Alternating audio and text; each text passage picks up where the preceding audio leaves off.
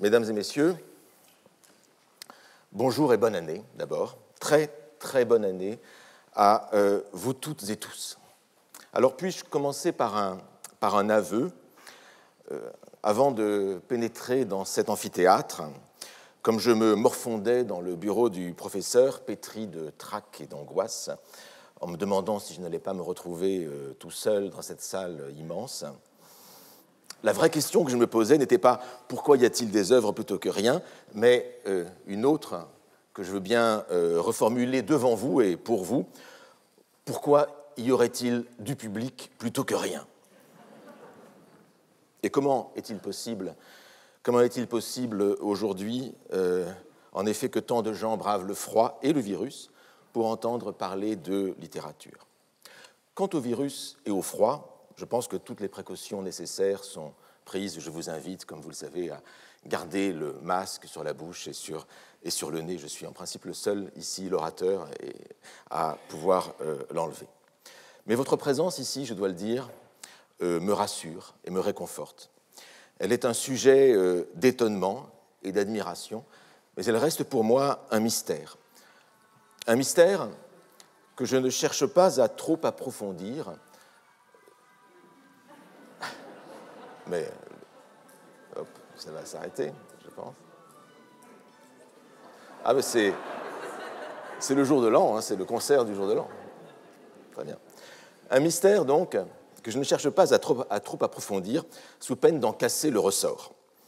Noël n'est pas encore si loin derrière nous, et trop d'enfants ont déjà cassé leurs jouets à vouloir en démonter le mécanisme. Je ne voudrais pas être un de ceux-là. Votre présence m'est donc un miracle dont je rends grâce publiquement aux divinités des lettres, aux muses, comme aux dieux japonais, aux kami, comme on dit aux japonais, aux dieux japonais des lettrés et des étudiants, Tenjin, autrement connu sous le nom de Sugawara no Michizane, son nom de mortel avant sa divinisation. Et c'est donc un miracle, votre présence, dont je prie instamment qu'il se renouvelle. Et je vois aussi dans votre présence une dimension plus politique. Les libertés qui nous sont encore laissées dans les conditions actuelles, la liberté de circuler, la liberté de se réunir, la liberté d'apprendre et de s'informer, je crois important ces libertés de les utiliser tant qu'elles sont là, car une liberté dont on n'use pas risque bien, à terme, de se scléroser et de mourir. Venir au Collège de France, c'est un bel acte, presque un acte militant, qui affirme le prix du savoir dans l'existence, et cela même doit être encouragé. Je vous en remercie. Et pour moi, je puis le dire déjà, l'année commence bien, puisque je peux aujourd'hui vous retrouver intacts, sains et saufs, saines et sauves, après plus d'une année de cours sans public. Nous nous étions perdus de vue, et nous voici à nouveau réunis pour communier dans les plaisirs et les problèmes que nous offre la littérature.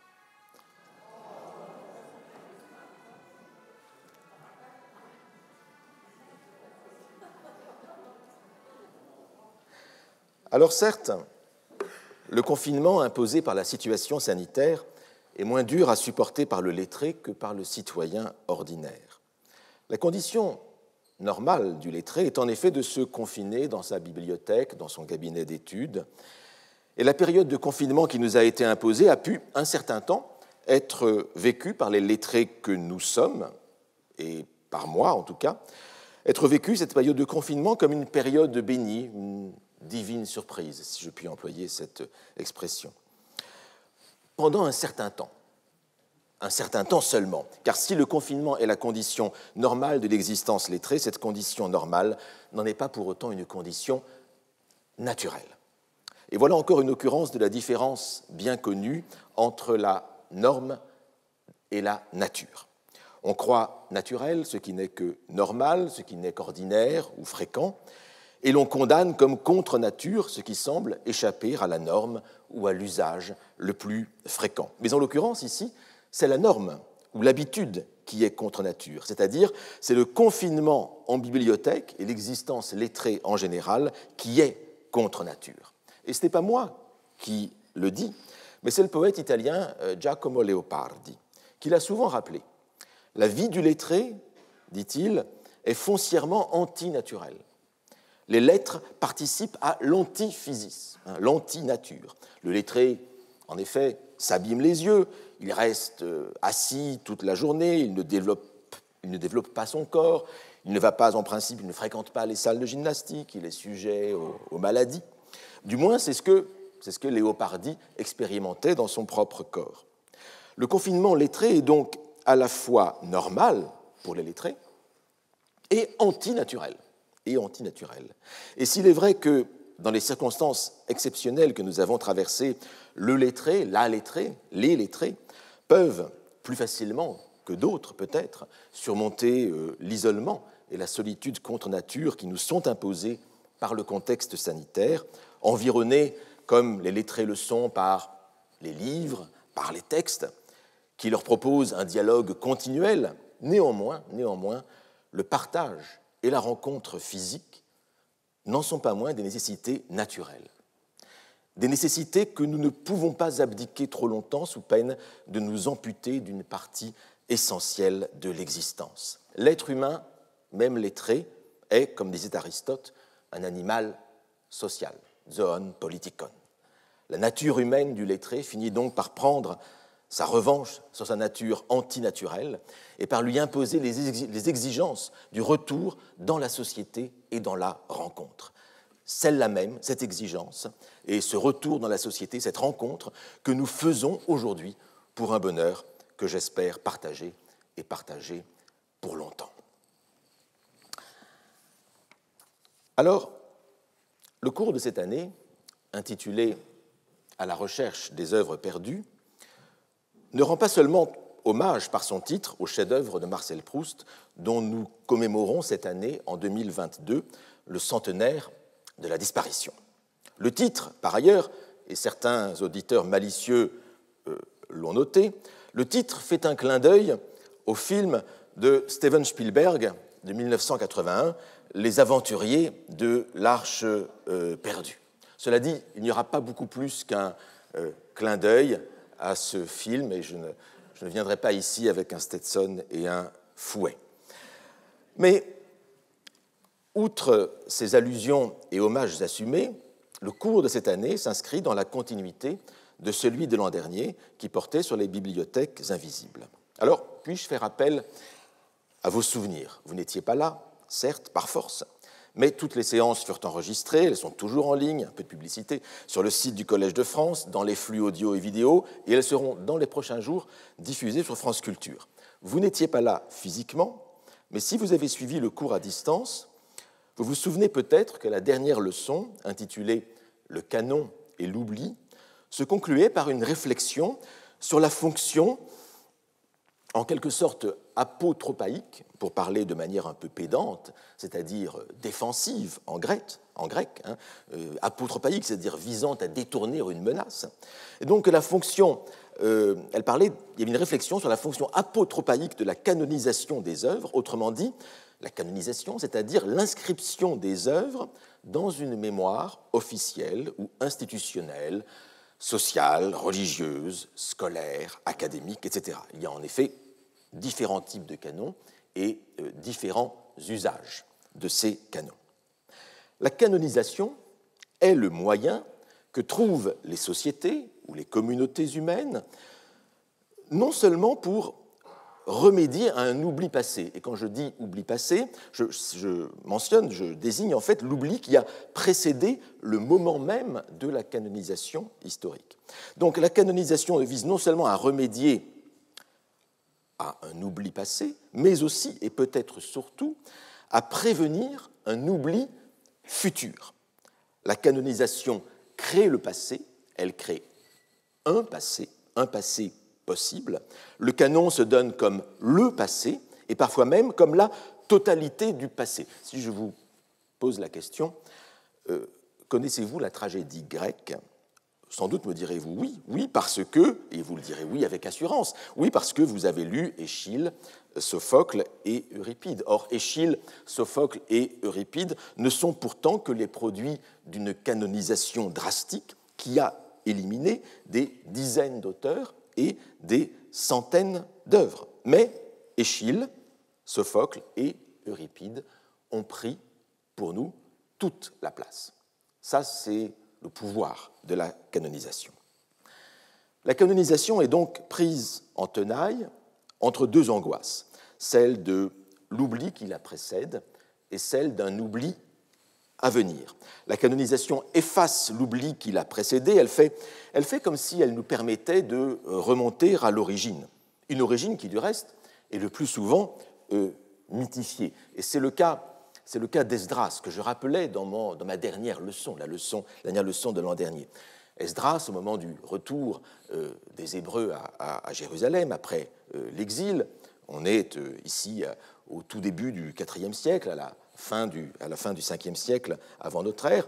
Esdras est présenté par la Bible comme restaurant une loi divine qui avait été oubliée, une loi qui remontait à plus loin que lui. Mais Esdras lui-même, le personnage d'Esdras, et le moment de restauration qu'il représente dans la Bible, eh bien, ne sont peut-être en partie que des mythes qui ont été créés 1 ou 2 siècles plus tard pour renvoyer la légitimité d'un texte sacré enfin officiellement établi à un moment encore plus ancien de restauration. Comme s'il valait mieux ne pas se présenter, pour ceux qui fixent le canon, comme s'il valait mieux ne pas se présenter comme le restaurateur lui-même, mais comme le simple héritier d'un restaurateur plus ancien qui nous a précédés. En quelque sorte, les fixateurs du canon se placent sous l'autorité d'une canonisation mythique qui les aurait précédés. Et cette canonisation mythique, ou ce canonisateur mythique, peut porter divers noms, Esdras dans l'Antiquité juive, ou bien Confucius dans l'Antiquité chinoise. Cette manière de procéder, c'est ce que j'appellerais, avec un néologisme dont vous me pardonnerez l'invention, c'est ce que j'appellerais l'antiquisation du canon. L'antiquisation du canon, à savoir le fait de rendre l'histoire de la constitution du canon plus ancienne qu'elle n'est en réalité. Et cet effacement de l'oubli, cette sacralisation d'un moment prétendument originaire, ne sert en vérité qu'à accroître la prégnance mémorielle du canon qui nous est ainsi transmis. Car en effet, comment oserions-nous oublier des œuvres dont on nous a fait croire, par cette canonisation mythique, dont on nous a fait croire que ces œuvres remontent à l'origine? Une telle négligence deviendrait un crime.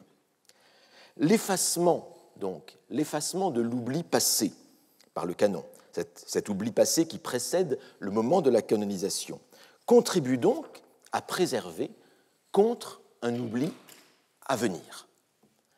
En créant l'illusion d'une origine dont elle aurait maintenu la mémoire, la canonisation sert, si je puis dire, de préservatif contre l'oubli.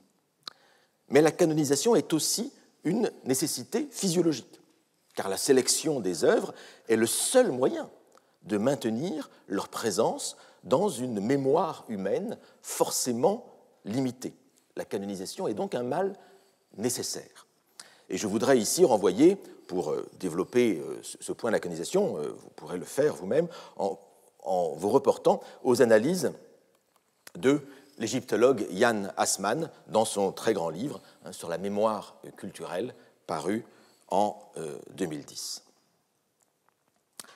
Voilà pour la canonisation. Mais il appartient, vous vous rendez compte, aux lettrés, il appartient aux philologues, aux critiques, aux historiens, aux penseurs en général, de remettre en question le bien fondé de cet héritage trop parfait, de ce tri opéré, comme on dit, par le temps. On parle du tri opéré par le temps. Il faut s'intéresser à tout ce qui a été laissé de côté par la canonisation, ce qu'on pourrait appeler, d'une formule bien connue, les oubliés de l'histoire. Les oubliés de l'histoire. Et tel est le travail que je tente d'entreprendre et de poursuivre devant vous cette année. Et je citais donc, l'an dernier encore, ce sera mon dernier rappel, je citais donc l'an dernier, en clôture de mon cours, les réflexions de l'écrivain Pascal Quignard, dont la pensée est totalement travaillée par l'angoisse de l'oubli. Non pas l'oubli qui le concerne lui en tant qu'écrivain, en tant que personne, mais l'angoisse de l'oubli culturel, général. Dans le 53e des petits traités, Pascal Quignard soumet à la critique l'idée faussement rassurante de l'existence d'un tribunal du temps, ce fameux tri opéré par le temps. Ce tribunal du temps qui sélectionnerait par principe le meilleur de ce qui a été écrit.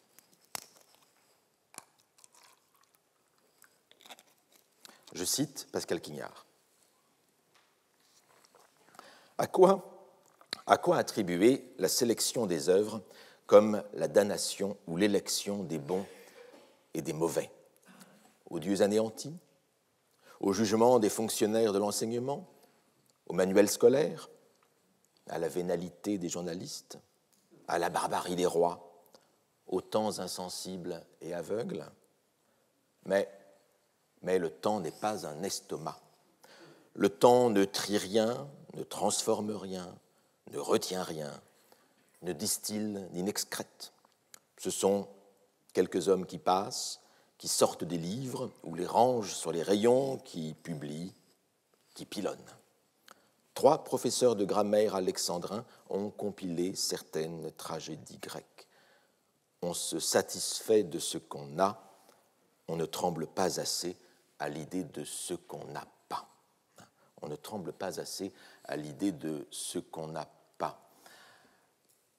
L'objectif de Pascal Quignard, c'est vraiment de rendre sensible la perte.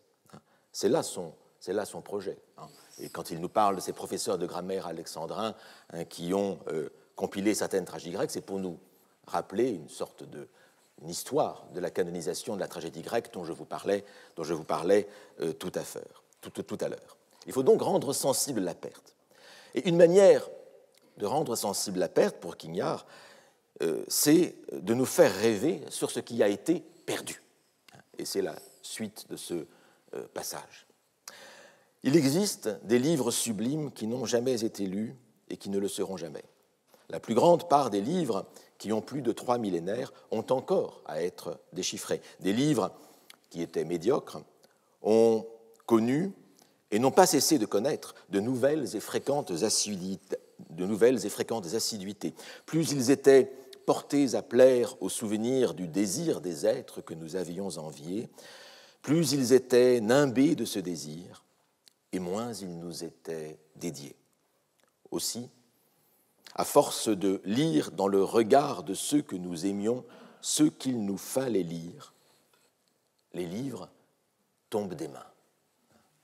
La formule est belle et signifie ceci, c'est que la succession des générations, le fait que chaque génération essaie de plaire à ses maîtres, alors ça met entre parenthèses tous les phénomènes d'opposition qui existent aussi dans les transmissions d'œuvres, mais nous aurons peut-être l'occasion d'y revenir ailleurs. Mais la succession des générations ici, au lieu de sélectionner le meilleur, selon Quignard, en vérité écrète le meilleur. Elle écrète le meilleur, elle élimine le plus original et elle conserve au terme du processus, par un nivellement progressif des qualités, ce qui n'est en réalité que le plus médiocre, ce qui plaît à tous. Et Pascal Quignard met ainsi en pièces le mythe classique de la sélection naturelle des œuvres, de leur sélection esthétique, de la postérité. On ne tremble pas assez à l'idée de ce qu'on n'a pas, nous dit Pascal Quignard. Eh bien, le projet du cours de cette année consiste précisément à prendre au mot cet avertissement de l'écrivain. Le cours de cette année consiste à nous inviter à trembler à l'idée de ce qu'on n'a pas, en rendant plus substantielle cette idée de ce que nous n'avons pas. Qu'est-ce qu'on n'a pas, justement? Qu'est-ce qu'on n'a pas? Qu'est-ce qui n'existe plus? Qu'est-ce qui nous manque? Et en disant « qu'est-ce qui nous manque ?» je m'avance déjà un peu trop, parce que ce qui nous manque nous est encore un petit peu présent, au moins sous la forme du regret. Et c'est déjà quelque chose que d'avoir le sentiment d'un manque. Mais il y a pire manque que celui dont nous n'avons pas conscience, le manque de ces œuvres dont la disparition ne nous pose aucun problème, dont la disparition ne nous empêche pas de dormir, précisément parce que nous ne savons pas qu'elles nous manquent. Et le projet paradoxal de ce cours est donc de créer en vous un sentiment de manque, de vous inquiéter, de vous laisser un peu moins satisfait de ce que vous croyez être les bases culturelles de notre civilisation, de faire surgir un peu de vide dans un paysage d'œuvres qui nous paraît déjà si plein, dans des bibliothèques dont les étagères nous semblent déjà croulées de livres, des bibliothèques avec lesquelles nous avons déjà fort à faire. Et en effet, n'avons-nous pas déjà assez de livres qu'il nous faille en plus chercher ceux qui auraient été perdus? Ne pourrions-nous pas tout de même nous reposer sur l'existant? Ce serait tout de même plus confortable, plus simple.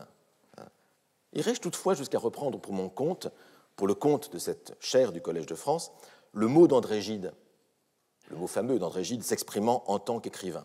Inquiéter, tel est mon rôle.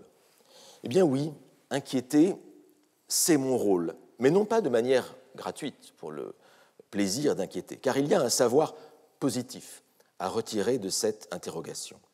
La science consiste justement à questionner les évidences, l'évidence de ce qu'il y a là, sous nos yeux, et qui nous cache tout le reste. Et parfois, le caché, le perdu, c'est ce que nous verrons, le caché, le perdu, nous aidera à mieux comprendre l'existant.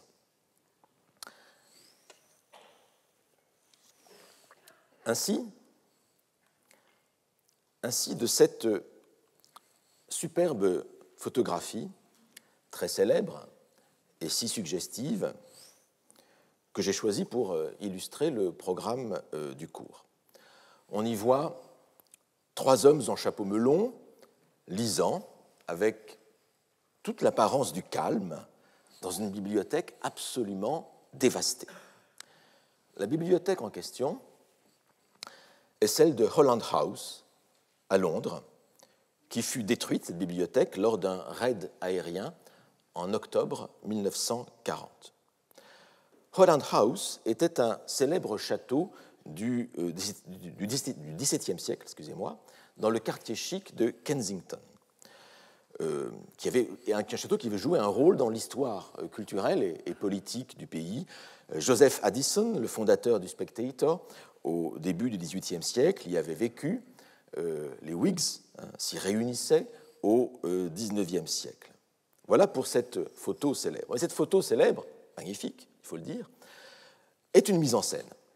C'est une mise en scène organisée par le ministère britannique de l'information.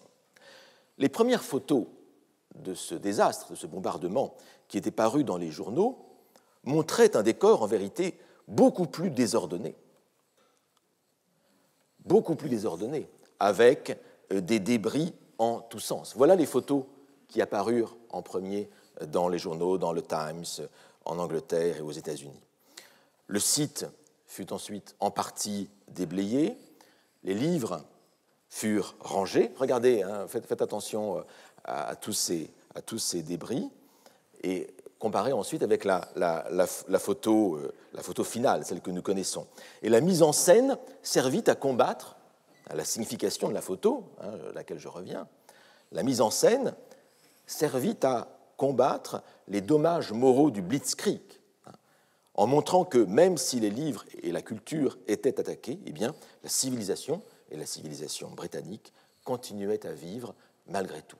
C'était un message moral, d'encouragement. Eh bien, le pouvoir suggestif d'une telle image est tel qu'elle continue à nous hanter encore aujourd'hui et à rester pertinente. Et c'est la raison pour laquelle je l'ai choisie pour illustrer ce cours. Je trouve l'image tellement belle, tellement forte. Mais ce que montre surtout la photo, ce que montre aussi cette photo, dans un niveau un peu méta, c'est qu'il existe un traitement esthétique de la perte des œuvres. Un traitement esthétique de la perte des œuvres qui est susceptible de nous toucher. En vérité, la perte des œuvres n'a rien d'esthétique en elle-même. Je vous montre la photo initiale du bombardement. Il y a là un caractère chaotique, hideux, qui ne suscite aucun désir. et même ce caractère chaotique engendrerait un sentiment de laideur, réellement. Mais il existe une sublimation esthétique de la perte, et ce traitement esthétique est aussi une manière de combler le vide occasionné par la perte.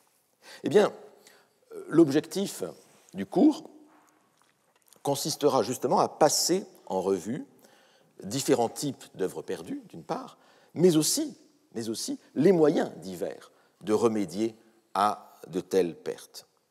Et je passe en revue brièvement le programme du cours et du séminaire, mais le séminaire permettra justement d'élargir le panorama donné par le cours. Il y aura d'abord les 4 séances de séminaire données par Antoine Compagnon, et je vous prie de bien noter que le 18 janvier, il n'y aura pas de cours, mais il y aura les 2 heures de séminaire données par Antoine Compagnon. Puis Pascal Quignard lui-même viendra le 1er février développer cette idée du perdu qui est si récurrente dans son œuvre et dans sa pensée.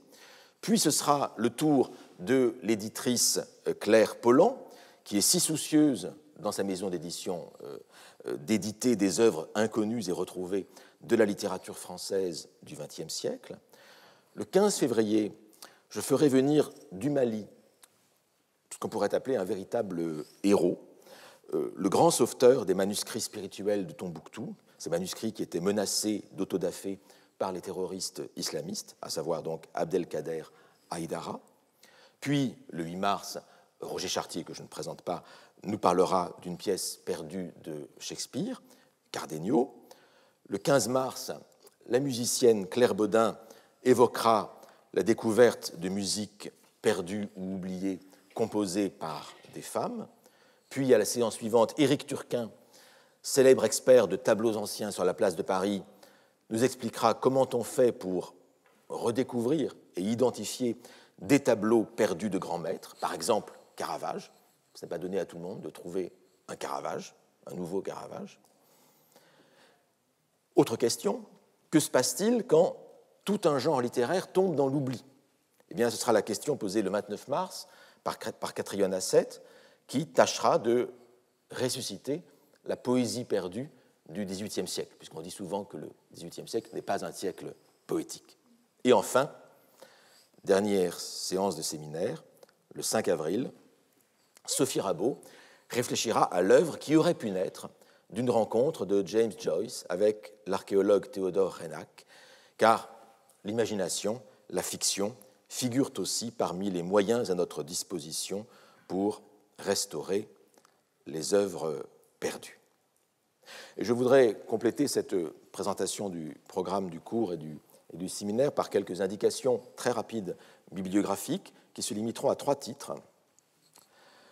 Le titre le plus fondamental, auquel je vous renvoie très volontiers avec plaisir, c'est le livre de Judith Schlanger, Présence des œuvres perdues, paru chez Hermann en 2010, qui est un très beau livre, très intelligent, très élégant, comme tout ce qu'écrit Judith Schlanger, qui est l'une des grandes plumes de la critique littéraire, philosophique contemporaine. Et c'est vraiment une référence fondamentale sur ce thème des œuvres perdues. Il m'a beaucoup servi pour ce cours, même si je ferai des choses un petit peu différentes. Autre référence, très accessible celle-là, parce qu'elle est disponible gratuitement en ligne sur le site Fabula, c'est ce numéro spécial de la revue Fabula LHT qui s'intitule « La bibliothèque des textes fantômes », dirigée par Marc Escola et Laure Desprétaux. Vous pouvez vous y reporter très facilement, et il y a énormément d'articles tout à fait passionnants sur des sujets très divers, et je trouve que c'est une très belle manière de traiter cette question de la bibliothèque des textes fantômes. Donc vraiment très riche et très passionnant. Dernier titre, beaucoup plus spécialisé, beaucoup plus récent aussi, il date de 2020, c'est le livre de Richard Ovenden, qui est l'actuel directeur de la Bodleian Library à Oxford, donc la grande bibliothèque universitaire d'Oxford, Burning the Books, A History of the Deliberate Destruction of Knowledge, Brûler les livres, une histoire de la destruction concertée, délibérée du savoir, de la connaissance, paru chez Harvard University Press, donc en 2020. Donc ça parle donc vraiment des incendies de livres, des destructions systématiques et volontaires de livres qui font partie du sujet que je traiterai, mais c'est quelque chose de très, très spécialisé par rapport à à la thématique beaucoup plus large, en vérité, des œuvres perdues. Donc, mon sujet est quand même beaucoup plus large que les destructions volontaires d'œuvres. Voilà pour les quelques indications bibliographiques. Il y aurait aussi quantité d'autres livres ou textes à mentionner, mais enfin, je ferai peut-être cela au fil du cours.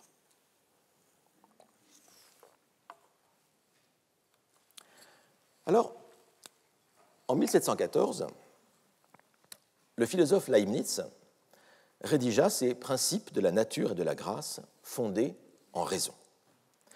Et c'est dans cet ouvrage qu'on trouve exprimée de la manière la plus explicite la question métaphysique fondamentale, la question qui fonde toute interrogation sur l'être depuis les origines de la philosophie occidentale. On en avait d'autres formulations dans le Parménide de Platon, par exemple, mais là, on a une formulation qui est plus moderne et plus franche et plus directe pour nous. Je cite Leibniz. La première question qu'on a droit de faire sera « Pourquoi il y a plutôt quelque chose que rien ?» Car le rien est plus simple et plus facile que quelque chose. De plus, supposer que des choses doivent exister, il faut qu'on puisse rendre raison pourquoi elles doivent exister ainsi et non autrement. Voilà ce qu'écrivait Leibniz en français dans le texte, je vous rappelle, puisque Leibniz écrivait en français, quoique allemand. Alors, commentons brièvement ce passage célèbre de Leibniz. Pour Leibniz, effectivement, le rien, c'est un peu un présupposé de sa pensée. Le rien est plus simple et plus facile que quelque chose. En soi, ce présupposé est discutable, parce qu'une bonne partie de la pensée d'Extrême-Orient, justement, dans le bouddhisme, dit exactement le contraire, ou en tout cas est basée sur le principe adverse, à savoir que le rien ou le vide est plus difficile à obtenir que le quelque chose. Mais nous pouvons laisser pour l'instant de côté ce point. Mais reprenons l'argument de Leibniz. Si donc le rien est plus simple et plus facile que quelque chose, alors, nous dit Leibniz, se posent deux questions successives. Et ces deux questions figurent dans le texte. D'une part, pourquoi y a-t-il quelque chose? Et d'autre part, pourquoi ce quelque chose en particulier? Pourquoi y a-t-il quelque chose et pourquoi ce quelque chose en particulier? Eh bien, il m'a semblé que, au début de cette quête des œuvres perdues, dans laquelle nous nous engageons, il y aurait avantage à adapter la question de Leibniz à notre sujet en interrogeant le principe même de la quête dans laquelle nous nous lançons, c'est-à-dire en inversant le questionnement habituel et en posant la question « Pourquoi y a-t-il des œuvres plutôt que rien ?» Interrogeons donc d'abord l'existence plutôt que la perte. Cette question, en vérité, nous est peut-être moins évidente, moins spontanée, car si nous essayons de voir clair en nous-mêmes, la notion d'œuvre perdue, en vérité, ne nous pose pas de problème a priori. Et de plus, comme nous le verrons, cette notion d'œuvre perdue satisfait tout un imaginaire qui est très prégnant dans notre culture. Il y a toute une mythologie de l'œuvre perdue dans la fiction, dans la littérature et ailleurs. Et je voudrais juste citer comme exemple, pour l'instant, mais j'y reviendrai, je voudrais juste citer pour exemple l'admirable prix Goncourt de cette année, la plus secrète mémoire des hommes, de Mohamed Mbougar Sarr, qui est un livre absolument remarquable, où ce thème de l'œuvre perdue figure vraiment au centre. Mais j'y reviendrai donc. Il y a toute une mythologie actuelle de la recherche de l'œuvre perdue, et je citais Indiana Jones tout à l'heure. Il est excitant de se lancer à la recherche des œuvres perdues, et c'est du reste la raison pour laquelle j'ai conçu ce cours, parce qu'il était susceptible de nous intéresser, de vous faire venir. Et cette mythologie est d'autant plus facile à développer qu'il est très aisé de concevoir que des œuvres se perdent. De même que nous perdons quotidiennement des objets qui nous appartiennent. On égare ses clés, on égare un livre dans une bibliothèque. Or, vous savez qu'un livre mal rangé est un livre perdu, jusqu'au prochain récollement, comme on dit cela dans les bibliothèques, dans les grandes bibliothèques. On fait des récollements tous les 20 ans ou 50 ans, hein, très rarement dans l'histoire d'une bibliothèque. Et là, on retrouve des livres perdus, mais on sait que la grande règle, c'est de toujours bien ranger le livre. Le livre mal rangé est perdu. On perd ses clés, on perd un livre, on perd un tableau. On égare un tableau dans une réserve de musée qu'on retrouve un jour ensuite par hasard. Il y a des exemples de cela. On retrouve comme cela un Turner égaré à la National Gallery à Londres, qui avait été roulé dans un coin, mais qui n'intéressait plus personne. Il a fallu que quelqu'un jette un coup d'œil dessus pour se rendre compte qu'il y avait un Turner qu'on pouvait exposer. Mais c'est parce que la vogue des Turner avait été revenue, et pendant des décennies, on ne s'intéressait plus au tableau de Turner. Et donc, on égare facilement des œuvres, parce que dans l'imaginaire qui est le nôtre, la présence des œuvres est un donné. C'est une base de l'expérience. Et la perte vient en second. On pourrait dire qu'on est dans un imaginaire du capital préexistant. Les œuvres sont là et il nous appartient de les préserver de la perte. Et en effet, si nous regardons bien, où que nous soyons, nous sommes entourés d'œuvres. Nous entrons dans une librairie, nous entrons dans une bibliothèque, les livres sont là, et ils tapissent les murs jusqu'au plafond. Il y a même là quelque chose de profondément décourageant pour l'apprenti écrivain. Pourquoi en effet écrire ? Pourquoi écrire alors que tant de livres sont déjà là, que personne ne lit ? Pourquoi ajouter à la masse du non-lu ? C'est quand même une question que n'importe qui peut se poser au moment de prendre la plume. Il en va de même pour les musées, bien sûr. Tous ces livres, tous ces tableaux exposés, suspendus au cimaises. Et Internet a ajouté à cette présence invisible des œuvres autour de nous. Les catalogues, les bases de données, les sites de vente en ligne mettent à notre portée une presque infinité de textes que nous n'aurons jamais le temps de lire. Mais il n'est pas besoin de se rendre dans les bibliothèques ou dans les musées pour éprouver cette impression d'excès des œuvres autour de nous, c'est-à-dire cette impression d'une normalité de la présence des œuvres, qui sont là, parce qu'elles sont là. Les œuvres sont là, et cela nous paraît normal. Il suffit de se promener dans la rue, dans les rues de n'importe quelle ville, dans les rues de Paris en particulier, pour s'apercevoir que les œuvres sont partout. Il y a bien sûr les églises, il y a les beaux édifices, les bâtiments historiques, bien sûr, mais pas seulement. Car tout tend aujourd'hui à être patrimonialisé. Tout le mobilier urbain, les lampadaires, les toits de zinc, les bouches du métropolitain dessinées par Hector Guimard, dont les dernières furent sauvées dans les années 1960, alors qu'on ne s'y intéressait pas auparavant, qu'on les détruisait peu à peu, les fontaines Wallace, les colonnes Maurice, les kiosques à journaux, les bancs verts des jardins publics, etc. Tout tend à être patrimonialisé. Et vous le savez, une usine, un terril, tout peut devenir une œuvre à sauvegarder. Le champ du patrimonialisable est virtuellement sans limite. Mais la conscience de l'existence des œuvres, la conscience que nous avons affaire à des œuvres, n'est pas une conscience permanente. On se rend compte qu'on vivait au milieu d'œuvres précisément au moment où l'on projette de nous retirer l'objet en question ou de le modifier. C'est par exemple au moment où la municipalité projette de changer la couleur des kiosques à journaux, de passer du vert sombre typiquement parisien au gris clair, qu'on se rend compte que quelque chose faisait œuvre. Œuvre, c'est-à-dire quoi ? Œuvre, c'est-à-dire que l'objet qui nous était jusque-là indifférent, devant lequel nous passions sans nous arrêter, cet objet indifférent devient subitement une entité présente à notre esprit, une réalité mentale, j'insiste sur ce terme, mentale, une réalité mentale douée de certaines qualités, des qualités esthétiques, sentimentales, culturelles, historiques, etc. Et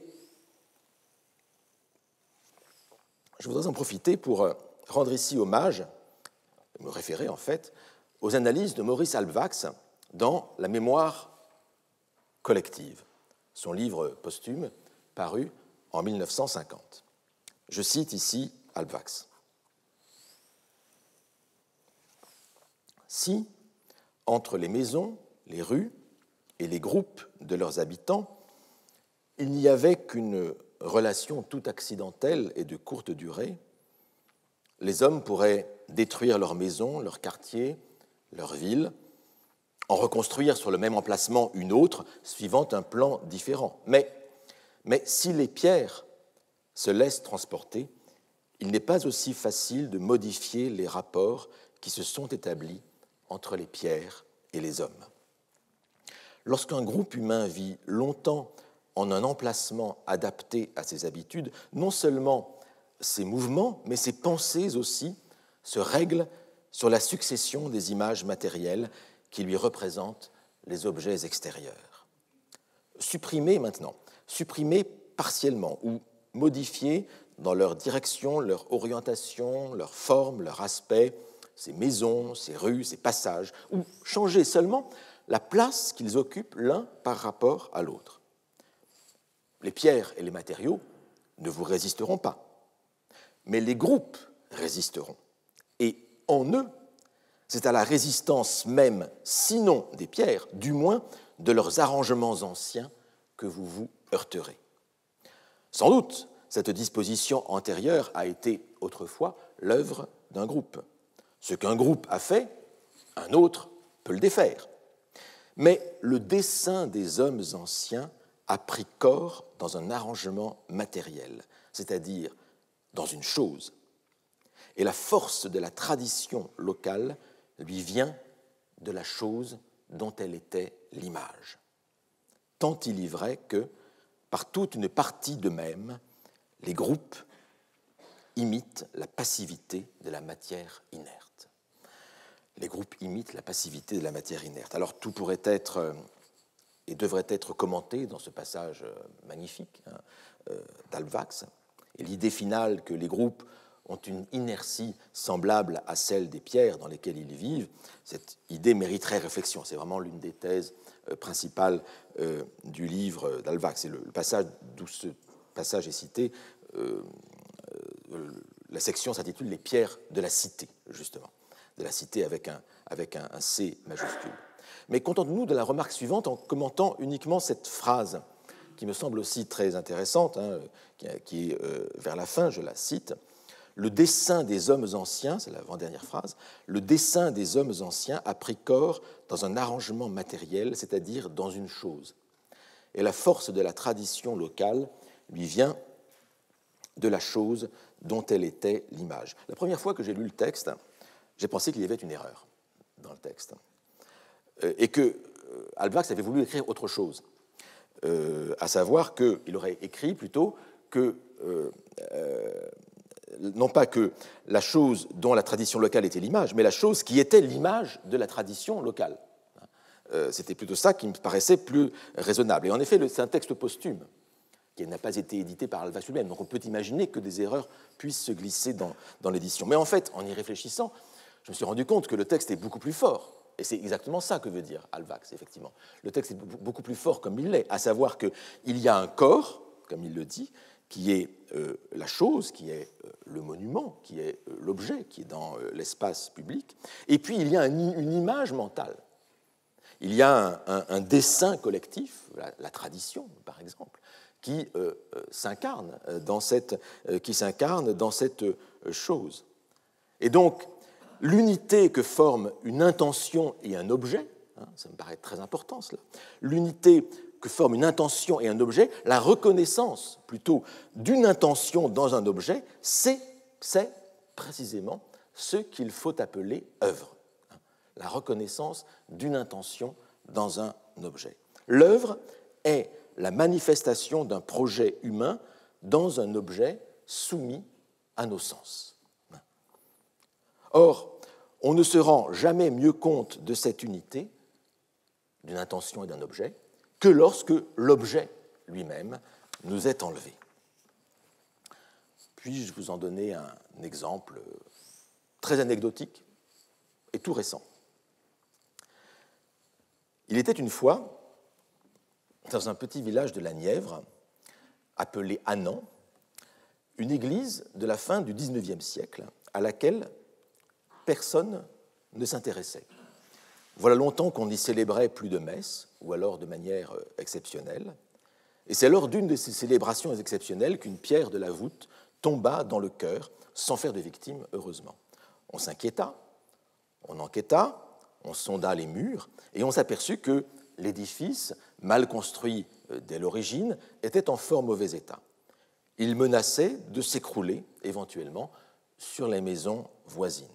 Mais une restauration coûtait trop cher, et puis ce n'était pas un monument historique. Mais la restauration valait-elle la peine, puisque l'Église n'intéressait plus personne et qu'elle n'avait quasiment plus d'usage. Sauf que, à partir du moment où il fut question de détruire l'Église, tout le monde s'y intéressa, à cette Église qui n'intéressait plus personne.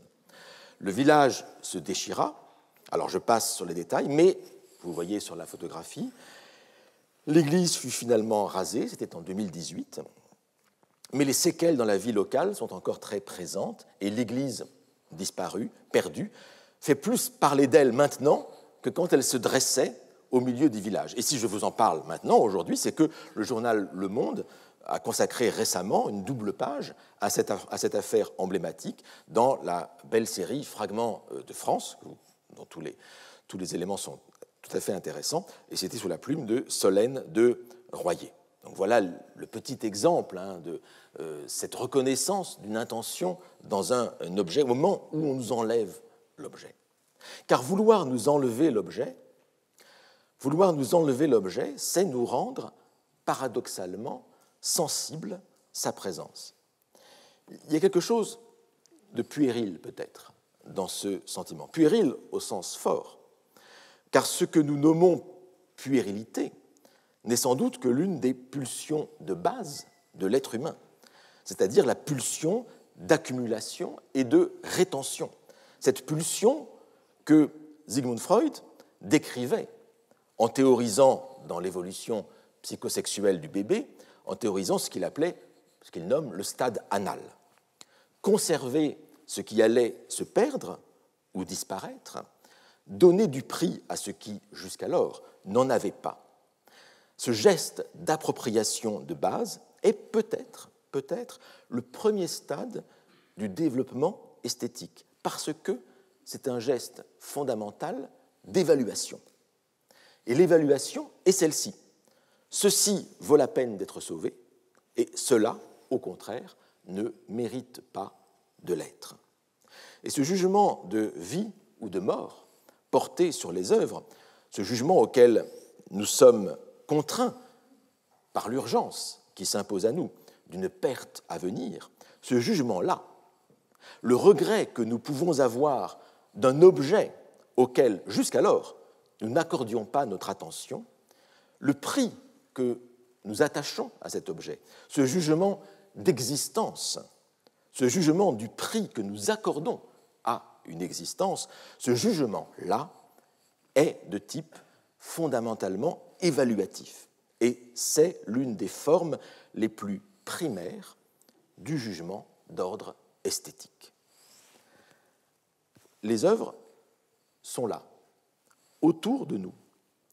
Et ce n'est pas que nous n'y faisions pas attention, car, comme je viens de le dire, elles se rappellent à notre attention à partir du moment où elles se dérobent à notre champ visuel, où elles se dérobent à notre univers familier. Et vous aurez remarqué que je prends ici comme modèle, de manière préférentielle pour l'instant, les œuvres d'art visuelles, parce qu'elles ont l'avantage de s'imposer à nos sens. Les œuvres littéraires ont une présence plus élusive, une présence moins matérielle, et leur disparition est beaucoup plus discrète et progressive en général. Et elles ont aussi cet avantage d'être reproductibles, ce qui n'est en général pas le cas des œuvres visuelles.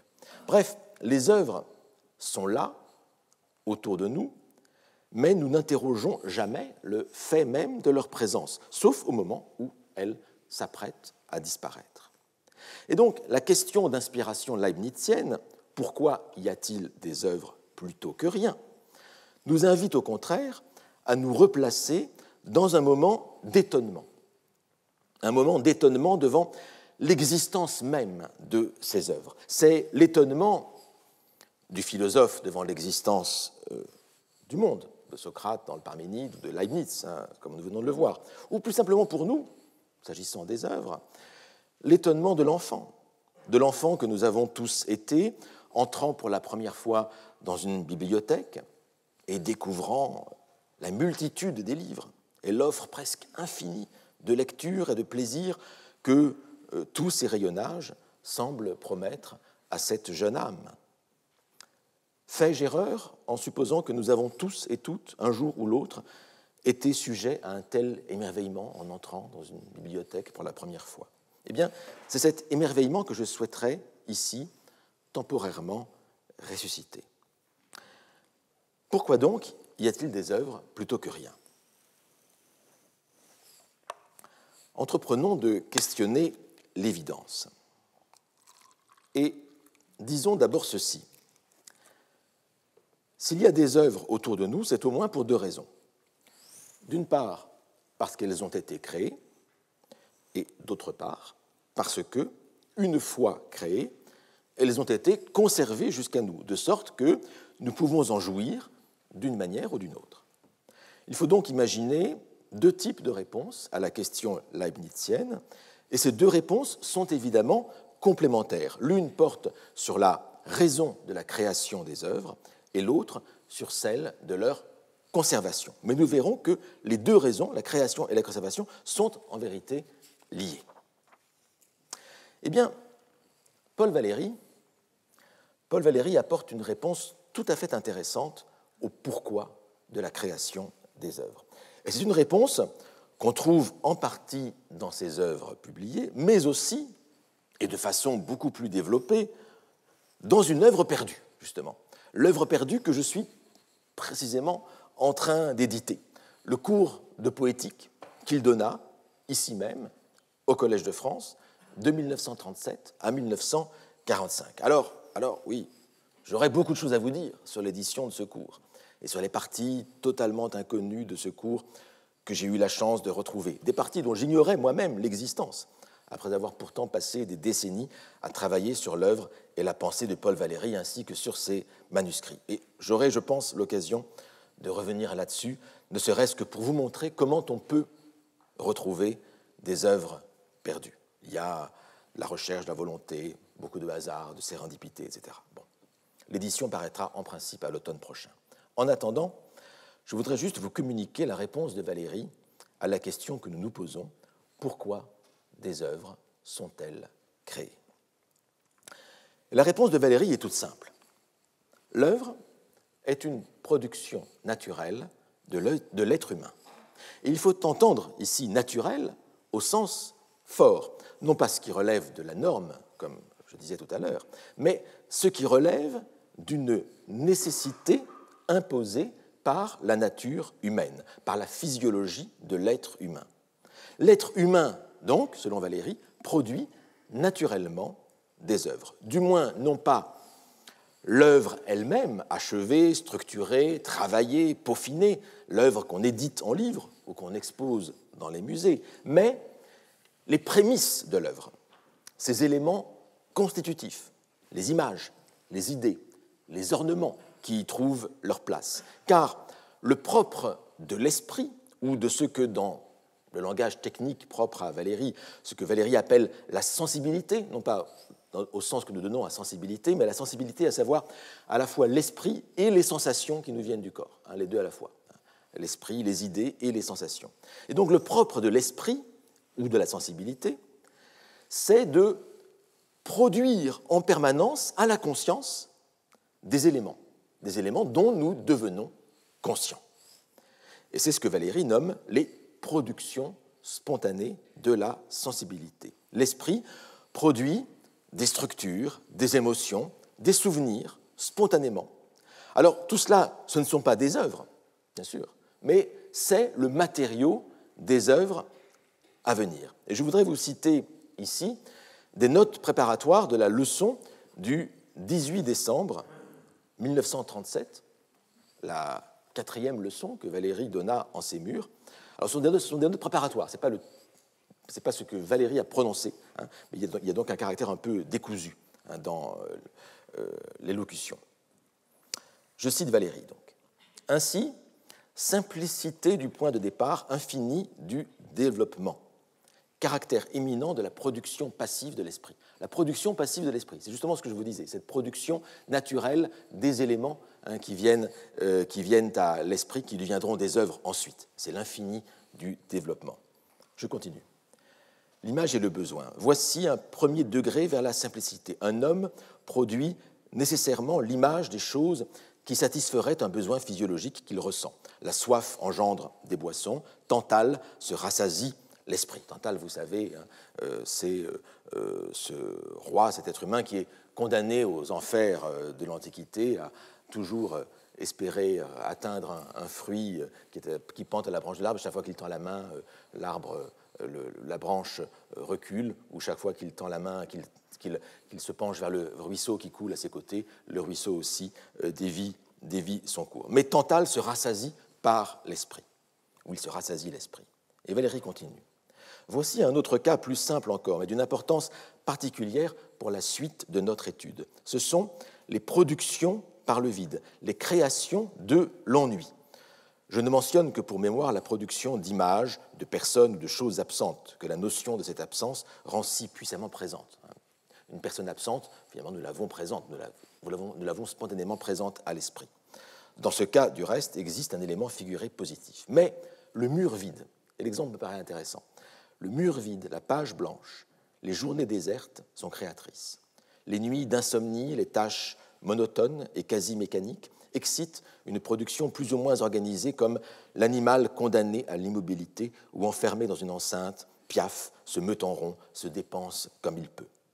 Mensonge, un mur vide, un vase d'argile nue appelle une sorte d'action. Le vide, le nu, appelle l'action créatrice. Le besoin crée des images et des succédanées d'ordre mental, Tantale se rassasie l'esprit, mais le vide aussi se remplit naturellement. On pourrait dire, en paraphrasant Aristote, que l'esprit a horreur du vide. L'esprit a horreur du vide. Il est toujours plein d'idées et d'images. L'être humain produit du matériau de manière aussi naturelle que l'arbre produit du fruit ou que le mollusque produit sa coquille. Voilà ce qu'on pourrait appeler le degré zéro de l'œuvre. Le degré zéro de l'œuvre. Alors bien sûr, il faut ensuite la volonté de l'artiste.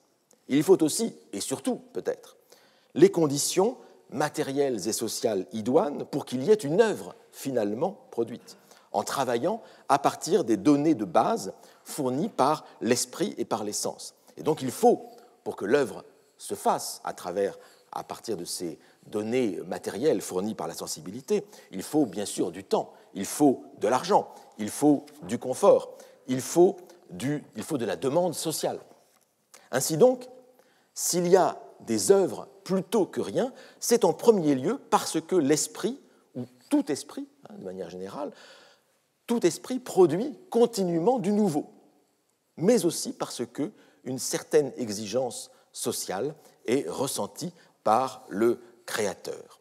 Et ce sera la deuxième partie de la réponse à la question pourquoi y a-t-il des œuvres plutôt que rien, et qui va faire le lien aussi entre le niveau de la création et le niveau de la conservation. Mais cela, c'est ce que nous verrons la prochaine fois, à savoir la semaine prochaine. Je vous remercie pour votre attention.